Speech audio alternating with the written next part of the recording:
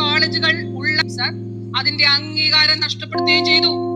കഴിഞ്ഞ LDF സർക്കാർ ആ കുട്ടികളെ, വഴിയിലായി പോയ ആ കുഞ്ഞുങ്ങളെ വിവിധ മെഡിക്കൽ കോളേജുകളിൽ പഠിപ്പിച്ചു സർ. അവിടെ 2022 കേരളം ചരിത്രം കുറിച്ചുകൊണ്ട് സർ ഇടുക്കിയിൽ മെഡിക്കൽ കോളേജ് ആരംഭിച്ചു.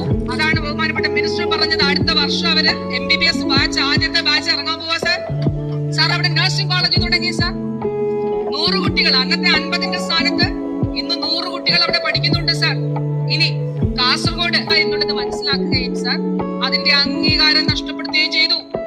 കഴിഞ്ഞ LDF സർക്കാർ ആ കുട്ടികളെ, വഴിയിലായി പോയ ആ കുഞ്ഞുങ്ങളെ വിവിധ മെഡിക്കൽ കോളേജുകളിൽ പഠിപ്പിച്ചു സർ.